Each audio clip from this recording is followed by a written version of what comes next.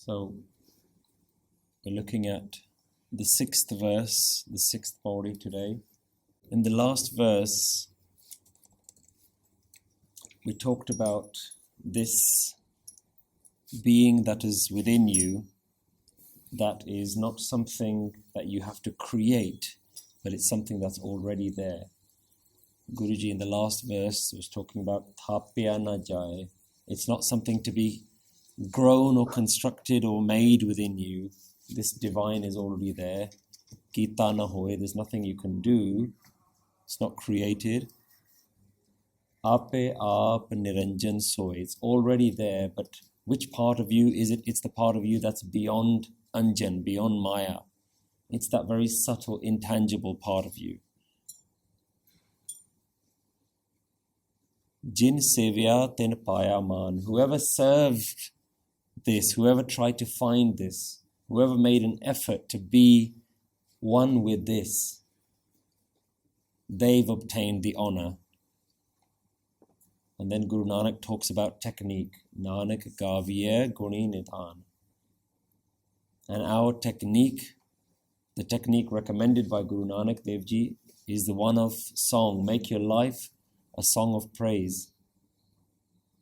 Nanak gavye guni nidhan. Gavye sunee man rakhiye bhav. Guru Nanak Dev Ji goes into further detail about how to sing, how to focus your mind, how to make your mind listen to the words that you're singing, how you can do that in a state of love. Gavye sunee man rakhiye bhav. So Guruji is bringing technique and clarifying details more. And then we talk about the importance of the Guru. And which technique are we following? We're following the technique of Guru. So it's not just a question of singing anything. It's not just a question of blindly walking on this path. We have a guide. We have direction. And the Guru is explained to be everything. The Guru will show you which part of you need to focus on your naad, on your vibration, on your existence. The Guru's instruction will show you naad. Then it will give you knowledge, Ved. It will show you that this naad is the one that you're looking for. Gurmukh raya samaye. And this Guru is so important because it works on so many levels. Gur Ishar, it destroys your ignorance. Gur Gorakh, it sustains the parts of you that are needed in order to move into Brahma, in order to create this understanding within you. So even though the divine doesn't have to grow within you, thapya na jaa-ee, the understanding has to grow within you. Brahma. And how does the Guru do this? In a very mothering, nurturing way. Gur Parbati mai. Je ho jana akha naai, kehna kathan na jaaye. Guruji says that I can't describe the importance of this, but I can only do an ardas. Guraa ek dahi bujhaa-ee. Give me this one understanding. Let me also become a part of this knowledge that sabna jee-aa ka ek data, that every being has this oneness to it. So main visar na jaaye. And let me never forget that. The next verse follows on from that and introduces a concept of Teerath. Teerath navaa, jaytee bhavaa. So the word Teerath means pilgrimage, yatra. Teerath navaa. Navaa means to bathe, to take a bath in a holy pilgrimage. Teerath navaa, jaytee bhavaa. So what kind of holy pilgrimage is Guruji talking about? What kind of Teerath are we talking about here? We can see what kind of Teerath Guruji is talking about here by looking at the spelling. So the spelling used here has a sihari, and that makes it an action, not the name of something, it's the act of doing something. We call that a verb in English grammar. It has a sihari, which means it's the action of doing a tirath, rather than the name tirath itself.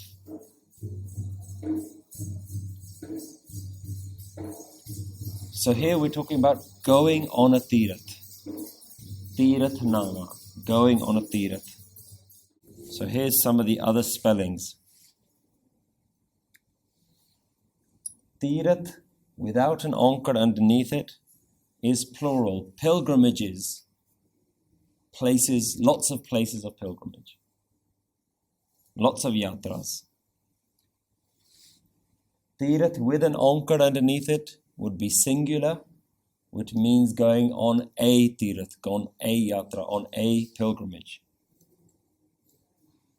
So we can see by these spellings that Guruji is talking about the action of going on a tirath. But Guruji says that I only go and bathe in a holy place of pilgrimage, jee-aa, if it is pleasing to you.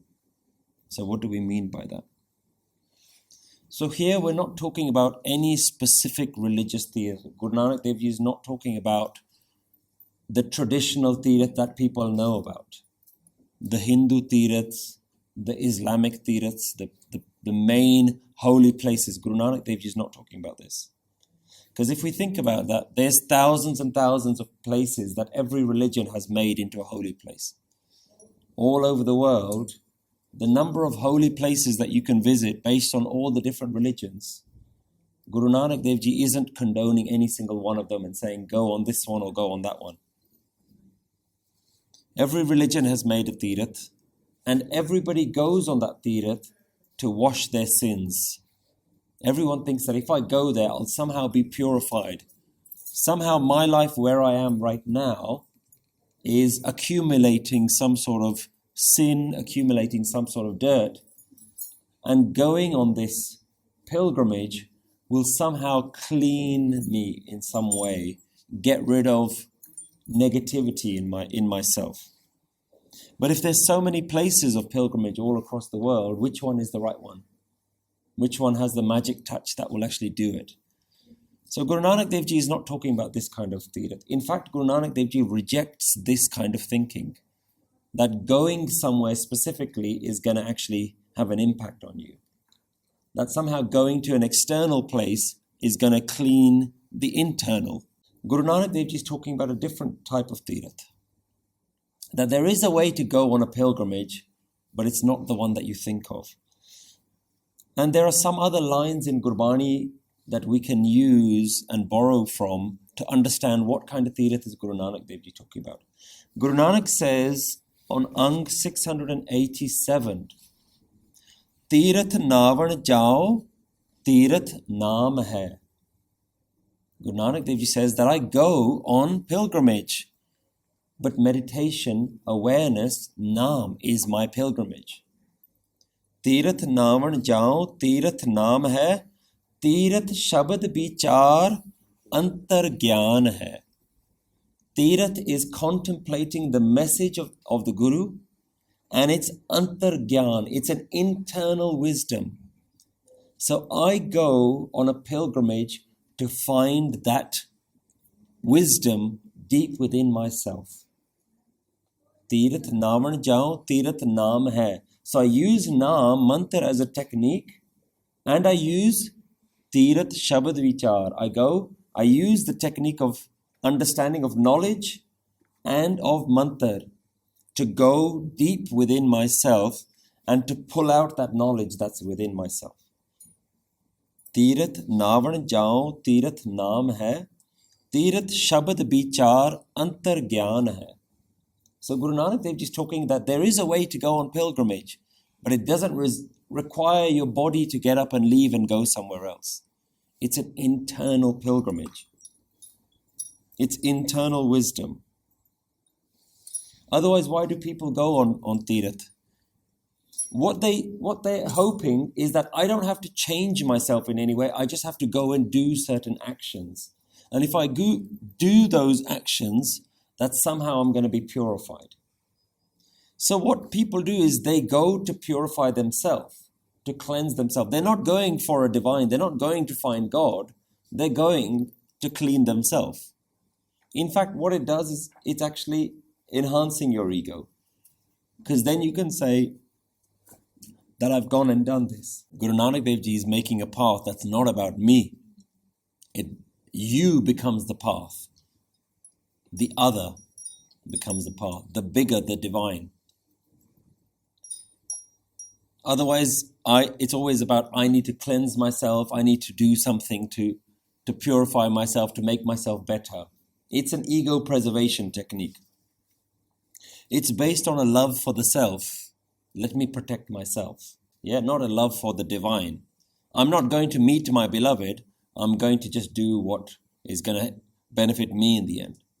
If you go and you do Shabad Vichar and you do Naam, and ultimately if you go somewhere to gain knowledge that helps you further, then that's fine. Because then you're not going... The desire isn't that you just go somewhere and that's going to cleanse me. Like I'm just going to go bathe here and that's it. I don't need to do any self-reflection. I don't need to check my own ego and look at myself. I just need to go wash something. And just by doing external cleansing, that the internal somehow is going to be affected. So Guruji, and most people do this like a fear of punishment. Like I don't want to go to hell. So if I've done 2 or 3 tiraths in my life, that I'm going to gain some brownie points. So Guru Nanak Dev Ji explains this concept even more in different places. There's another Shabad where Guruji says, Teerath nata kya kare, man mein mail guman. Teerath nata kya kare. By going and bathing in these places, what's that going to achieve when the mail is within the mind? The dirt is within the self. If you do have any sin or punishment fears that you want to get rid of paap or something within yourself, bathing the body, how is that going to do it when actually the filth is within you? Pride is within you. Man mein mail guman. So within you is the issue. So if you go somewhere to learn a way to cleanse yourself, then that's fruitful. But if you're just bathing the body, Guru Amar Das Ji takes this concept even further and says, Anek tirath je jatan kare, ta antar ki homme kade na jaaye. If I do lots and lots of tirath, go lots of different places, make lots of effort, ta antar ki homme, the ego within me kade na jaaye. That's never going to go by external actions. So this whole idea of going to and every religion has it. Every religion has this one central place. Call it Mecca, call it the Vatican, call it Amritsar. Yeah, everyone, we've created all of these. Yeah? But we've created these tiraths. The Guru doesn't recommend this. Yeah, Guru is recommending a different tirath. Yeah? Just think about it. People now all across the world, what if you couldn't get to that holy place? Are you damned to hell? Because you weren't born there. You were born on the other side of the planet. Your hukam is to be in one place. Why should going to a different place make any difference? Yeah? The issue is within us. So Guru Nanak Dev Ji is saying that I do go on pilgrimage, but I'm going on a different kind of pilgrimage. But again, Guruji is always concerned about the ego. And he says, Teerath navaa, jaytee. Even going on this internal yatra, this internal pilgrimage, is only if it's in my destiny. Only if it's by your grace. Yeah? So grace is the main issue here. Jaytee, if it's pleasing to you. So the tirath is a continuation from the last one. Guraa ek dahi bujhaa-ee. Give me an understanding that sabna jee-aa ka ek data. That everyone belongs to the one master. So he's made a request, Guru, give me this understanding, and this is the internal journey that I have to take to actually get this understanding. So interesting, the request almost seems like it's going outwards. Oh Guru, give me this understanding. But the next line is talk about go within yourself. That's where you'll find the understanding. Otherwise you can just sit there and say, I'm waiting for the Guru to give me the understanding. But actually it's antar gyan. The knowledge is within yourself. The Guru is within yourself. So it's something that we have to look at. I have to look within myself to figure out this answer. But even that is not my own effort, that is jaytee's power, if it's pleasing to you. Yeah. Otherwise, I'll say that I've achieved something by going within myself. So this is why meditation is so important. You have to sit and look at who are you, look at yourself, because within yourself is the answer. I have to know who I am if I'm looking for this divine. If I achieve it, it's by its grace, because there is no me left to then claim the glory of that, to claim that success. Teerath navaa, I will go and bathe in this pilgrimage if it's pleasing to you. So let's think about this. How can an act be pleasing to the divine? What are we talking about here? Or let's phrase the question another way. How can an act not be pleasing to the divine? If everything is the divine, because remember one of the first verses that we covered was all about hukam. Hukam mein andar sab ko, bahar hukam na koye. Everything is according to your will. So where's this question of only things that are pleasing to you? If everything is done by the divine, if everything is his hukam, can we say that God is pleased or displeased by your actions? How does that work? It's a very dualistic way of thinking. If I do good actions, you'll be pleased. And if I do bad actions, you'll be displeased. So how are we still in that mindset? But Guruji is saying, I'll only go on this action if it pleases you. Yeah? So everything that's happening is already pleasing to God, because everything is happening according to what God wants to happen, the divine wants to happen. Bear in mind we're using this word God. Yeah? We don't mean God. Yeah? It's just a very easy word to use, otherwise sometimes we get lost in that and we're losing what we're actually talking about. But don't get caught up in this God concept. But everything is pleasing to this oneness, yeah? The oneness is doing everything. Hukam mein andar sab ko, bahar hukam na koi. So nothing that is happening right now in the whole universe is displeasing to the divine. Everything is pleasing because he's doing everything. It's actually the one doing everything.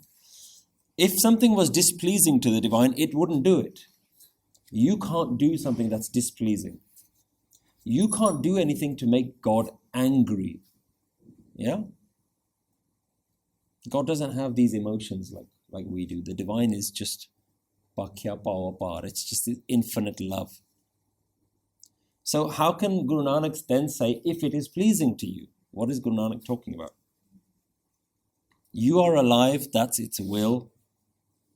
So there's only one thing that's missing. If there's any indicator that God isn't satisfied with you, there's only one thing that's missing, and that's your understanding of the divine.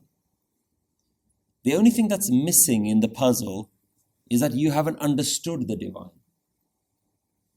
And Guru Nanak is saying, I will go on this journey to understand the divine if you allow me to. Yeah? So that's the only missing piece of the puzzle. That I'm going to go on this journey to understand where do I sit in this whole divine oneness. And that will happen only if you allow it to happen, jaytee's power. So this idea of you being in control has been all throughout the Jap Ji Sahib so far, from the hukam shabads, yeah? We talked about karmi aave kapda, nadari mokh duar, yeah? Only by your grace do I get a robe of honor. Only by your nadar do I get an indication as to where liberation starts, mokh duar.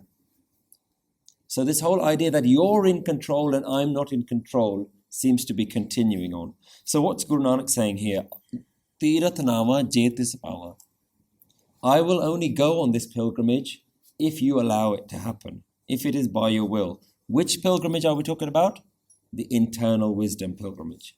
So I'm on a search for this wisdom. Yeah? I want to not just learn the wisdom and keep that knowledge in my head. I want to actually understand it. I want it to be part of who I am. So Guru Nanak Dev Ji will now really, because imagine, look at the last verses. It was all about the importance of technique. Yeah? Gaviya, sunee, man rakhiye pao. Follow the Guru. The Guru will give you the naad, the ved. The Guru is your Shiva, your Brahma, it's all about this, do this, do this, do this. Yeah? And then it asks the technique, Guruji, let me do this successfully. Give me this understanding. Now it's going to rein the whole thing back and say, hang on a minute. Just slow down, remember. So this is why when we started looking at Jap Ji Sahib, we said that this is really a roller coaster. It always goes from one peak to another, and that's the whole style of this Shabad. Go do this, hang on, it's not you. It goes back down again. Otherwise you can get carried away in any direction. Sikhi is the equilibrium all the time. It will show you the peaks and the troughs, so that in and amongst all of that, you just find that absolute equilibrium. So at no point do you get carried away, I'm going to achieve this, I'm going to do this. Because it says, hang on, you're not going to do anything. So the next part of that line is, Vinpane ki naa-ay karee. Vinpane, without your grace, what bathing can be done? Ke naa-ay karee. What bathing what can I achieve on my own? I can do this tirath if it's pleasing to you. Without your grace, what can I do? Vinpane, without your grace, ke naa-ay karee. What bathing am I going to be able to achieve? What spiritual wisdom am I going to be able to gain? Jaytee sirath upaa-ee vaykhaa, vin karmaa ke milai. Guru Nanak Dev Ji is now really emphasizing this point about your grace. Jaytee, whatever, sirath, srishti, the world, upaa-ee vaykhaa. Upaa-ee means created, being given birth to. Vaykhaa, I see. So, jaytee sirath, whatever I see in this whole world that's been created, jaytee sirath upaa-ee, this whole world that's been created that I can see, vaykhaa, what do I see? Vin karmaa ke milai. That without grace, nothing can happen. Nothing can be achieved without grace. So it's just re-emphasizing this point. So 3 times Guru Nanak Dev Ji has mentioned this point already. Teerath navaa, jaytee sapama, vinpane ki naa-ay karee. Jaytee sirath upaa-ee vaykhaa, vin karmaa ke milai. So 3 times Guru Nanak Dev Ji has stressed this point, that you will not be able to achieve this on your own. Don't let your ego get carried away that you're going to go on this journey. Guruji is giving you the wisdom, but not giving you the door that says, off you go. Nadari mokduar. Liberation only comes by its grace. So it's not about getting carried away. It's about sitting and being calm and saying, okay, let's see where this goes. It's not about I want to achieve. Because if I want, then I am. If I am, you're already looking in the wrong directions. This whole path is I am not. This whole path is you are everything. So don't get carried away that I'm going to go and find liberation, I'm going to find enlightenment. The only way you're going to find enlightenment is by saying that there is no me to be enlightened. There is only you. It's a very different way of thinking. There is no me to be enlightened. There is only you. Jaytee sirath upaa-ee vaykhaa. This whole world that I can see that's been created, I've noticed that vin karmaa ke milai. Vin karmaa, without grace, karma, what can be achieved? What can be taken? Milai. What can I take? What can I achieve? What can anyone take or achieve in this world? In this universe, what has ever been achieved by individuals? Nothing, because the individuals have only been lost in a delusion that they are individuals. How can we receive this wisdom without your grace? And jaytee sirath upaa-ee vaykhaa, vin karmaa ke milai. Of this whole world, I can see that nothing happens without your grace. So everything that's happening in the world is your grace. You're doing it. Now this goes back to, how do we sing? What should we be singing of? We should be singing of your greatness. Yeah? When we wake up in the morning, what should we be doing? Thinking of your greatness. Amrit villa sachnao vadiyai vichar. Just observe this world as it is and think every moment that's happening is its grace. Everything that's happening is its grace. So Guru Nanak Dev Ji is following the same themes along. This is our Naam Simran. Naam Simran is not I want you. That's not what Naam Simran is. I am calling you. That's not what Naam Simran is. Naam Simran is, there is only you. You're doing everything. And by you doing everything, I will lose myself into you. I will realize that there is no me, there is only you. And if everything in the whole universe happens by your grace, how can I ask for the biggest grace that give me this understanding of spiritual knowledge? That's like the biggest thing I'm asking for. If nothing even grows, no seed grows without your grace, yeah?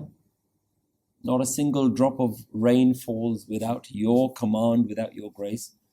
Nothing happens without you. Then how can I ask for the biggest understanding, the biggest gift of all, which is the understanding of how you work without your help? It's all about the other, yeah? So it's all about using the other as the technique. The mantra is about the other. The grace comes from the other. This isn't a technique of, I am going to win, I am going to win. That's not this technique. I am going to be enlightened. That's not this technique. The technique is all you are, I am not. The wisdom comes from you through the Guru. Grace comes from you. The only effort you have to put in is to recognize that everything is yours. What is the benefit of this way of thinking? What is the benefit that if you're hoping to achieve any benefit, if there's still a you that is wanting something, Guruji goes to explain the benefit. Mat vich ratan javaahar maanik. Mat, within your intellect, within your understanding, you will obtain mat vich, within your understanding, ratan, gems, javaahar, jewels, maanik, rubies, pearls.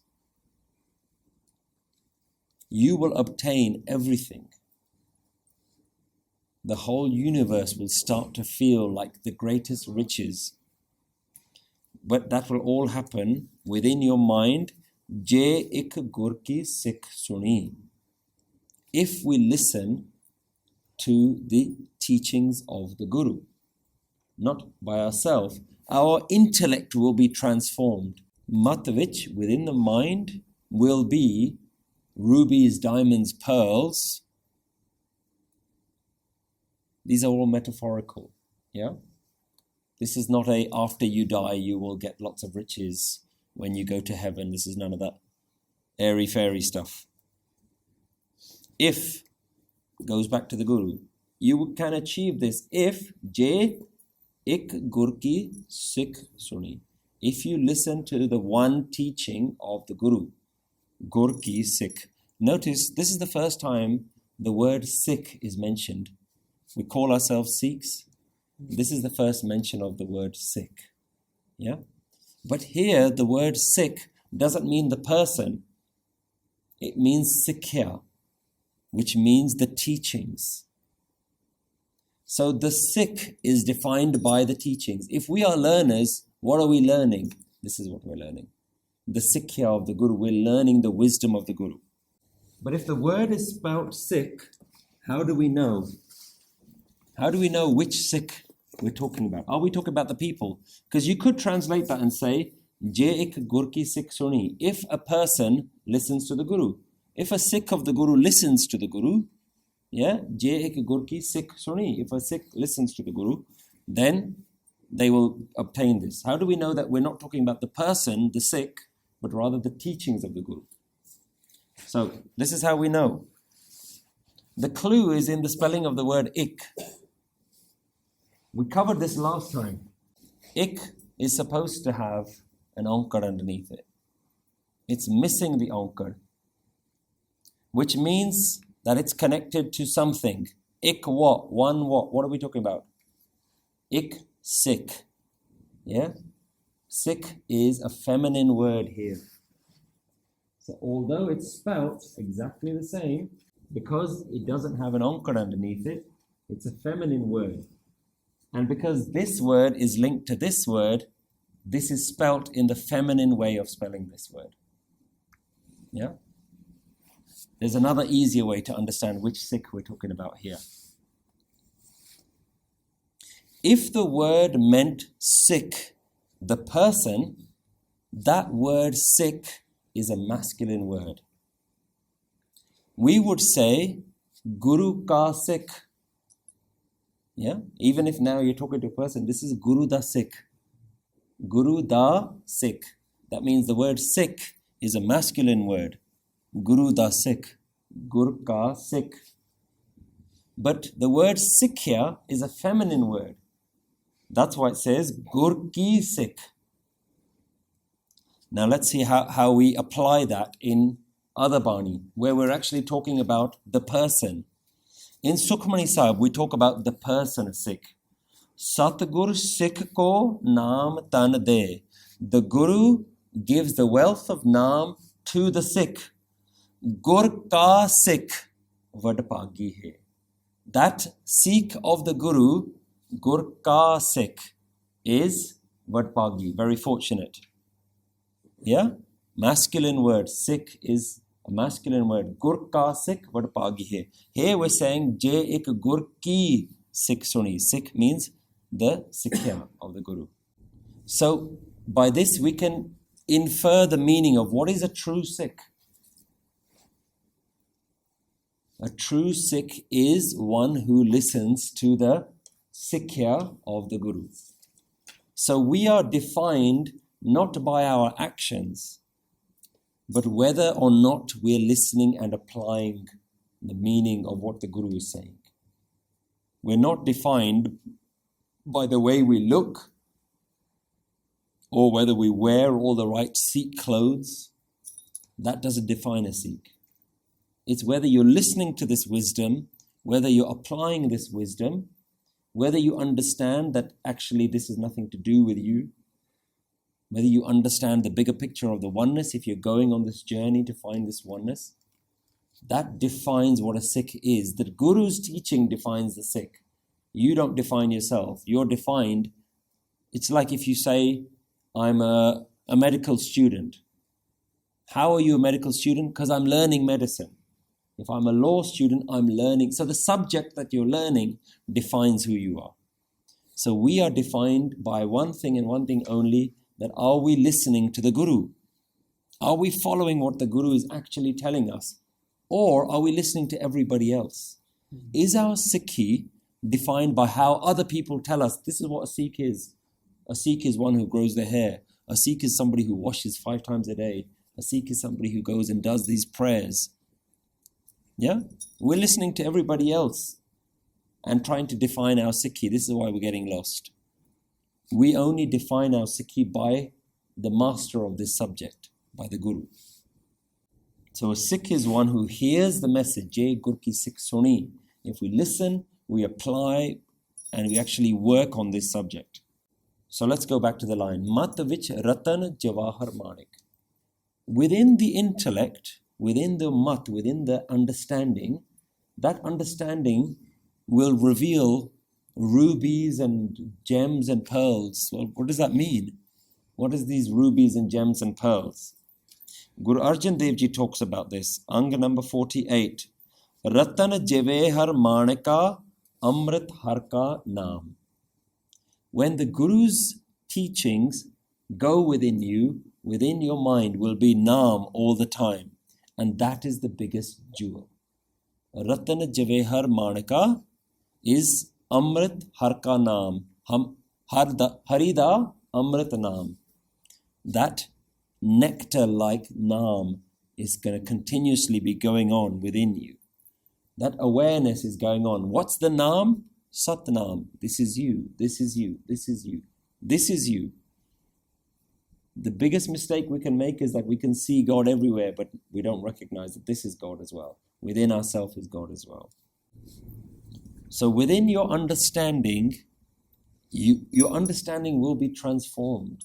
Now you live in an understanding of darkness, in ignorance. That will be transformed into diamonds and jewels and rubies if you listen and you transform your thinking. So the thinking is no longer about I am, the thinking converts to you are, you are, you are. Everything is you, the universe.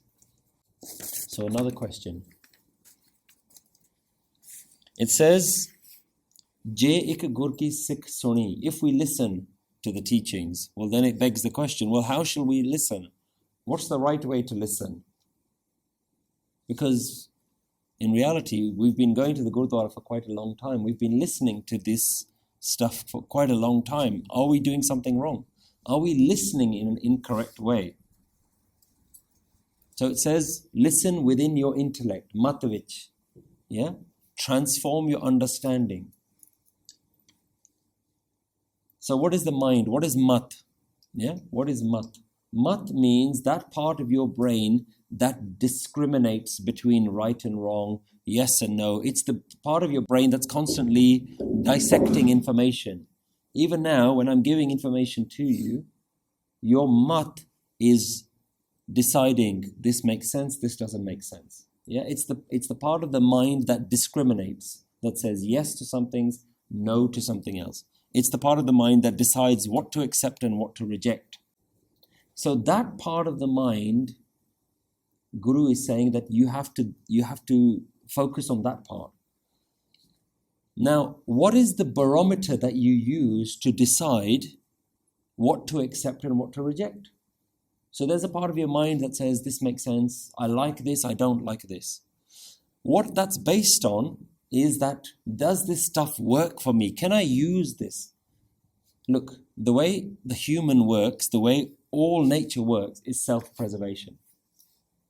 Yeah? All animals walk around and they looking at different things, finding different things, say, can I use this? Can I eat this? Yeah? Can I use this for shelter? Is this somehow going to save me or is it going to harm me? Survival. Yeah? That's what your mat is doing. That's what intellect is doing. It is a survival mechanism that says, can I use this? Is this going to preserve me? Is this going to help me carry on? Or is this going to destroy me in some way? Now, what is driving that is ego. Ego is asking the question every time, is this going to harm us in any way? It's talking to you like it's your friend. Don't worry, I'll look after you. We'll look after each other. The mind acts as like it's your best friend. Yeah? So your mat is being driven by your mind, by your ego to say, can it harm me in any way? And this information that Guru Nanak is giving harms the mind, harms that self-preservation. That's why we've been going to the Gurdwara for years and years and years. We've been listening to this stuff, but we've been filtering most of it out. Okay, I don't really want to do this because it affects me. It means I have to give up everything that I know about myself, everything that I like about myself. That is called Manmat, mind intellect. Mat vich ratan javaahar maanik. So which mat are we talking about? Guru is saying, transform self-preservation thinking into guru preservation thinking. Change from wanting to preserve this illusion of I to preserving the knowledge of you. That is replacing Manmat to Gurmat. And this starts now thinking, well, what is Manmat? What is Gurmat? Actually, what it is a way of looking at the world. If you look at the world in a way that says, am I going to be harmed by this? Am I going to be protected by this? If it's all about the I, this is Manmat. Yeah? The me thinking, me preservation thinking, Manmat. That part of your brain that's always looking out for me. And that's what this entire system is based on. That's what our entire life is based on, is me preservation. Guru is saying, but it was never really about you. Open your eyes for a moment and just look around you. This isn't about you. This whole universe isn't about you. So stop spending your whole life looking at self-preservation, and for a moment open your eyes and look at what the Guru is teaching you. That is Gurmat, Gurmat. Yeah? So how does the mind reveal all of these diamonds and rubies and jewels? If you flip the coin. If you flip from me thinking to wisdom thinking, to spiritual wisdom thinking. So it's about flicking the switch. Yeah? From me facing, and that's the same words are used. If you're using Manmat, then you are me facing, mind facing, Manmukh. If you're using the Guru's wisdom, then you are Guru facing, Gurmukh. The question is, where are you facing? When you look at the whole world, is the whole world just a way to preserve yourself? Is the whole world based on things that you can exploit? And ultimately, that's what we do. Even when we say, I like something, I like these people, I don't like these people. You're exploiting those people to actually say that these people will benefit me in some way. Even if all that they do is make me happy, that's an exploitation. I'm going to use you guys to make me feel happy. I'm exploiting you. I'm going to run away from these guys because they make me feel sad. So everything that we do is about preserving the self in some way, to exploit the whole universe. I can eat this, yeah? I can gain something from this, I can barter with this, I can sell this, I can steal this. It's all about self-preservation. This is the me-facing way of looking at the world. But the Guru says this isn't the right way to look at the world, because you're only here for a short time. Open your eyes and see the beauty of what's really going on. If you lose this self-preservation way of thinking, you change your mat.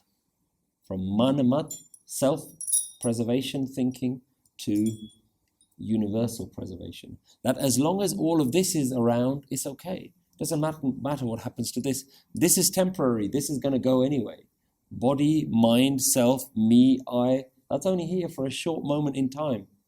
I'm going to go anyway, so why am I going to spend all my time preserving something that you know is going to end? Rather sit back and just enjoy the show. Enjoy what's happening well outside of you, beyond you. And then you will reveal a completely different way of living, the one that's full of song, the one that's full of diamonds and rubies and jewels. Because the whole time while we're looking after ourselves, it's actually, it's in survival mode, isn't it? It's always like trying, it's always a struggle, it's always an effort, trying to find a slightly better way to live. Can I do this today? Can I do that today? The self-preservation way of thinking is actually not an easy way to live. Guru's saying, give that all up, relax. And it doesn't mean give up your life. It doesn't mean stop eating, stop looking for food, don't earn any money. It's not about that. It's about changing your perception, changing the way you think. Why does Guru ask for an understanding? Guraa ek dahi bujhaa-ee. Give me this understanding. And that's the next line. Repeating the understanding again. Oh Guru, give me this understanding. Let me also live in this way that I can see sabna jee-aa ka ek data, that everyone has this one provider, this one greatness, that there is something more than me. Let me understand the bigger picture. And let me never forget this. This is the other part of this. It's asking for something, saying, I'm tired of just knowing this knowledge. I now want to live it.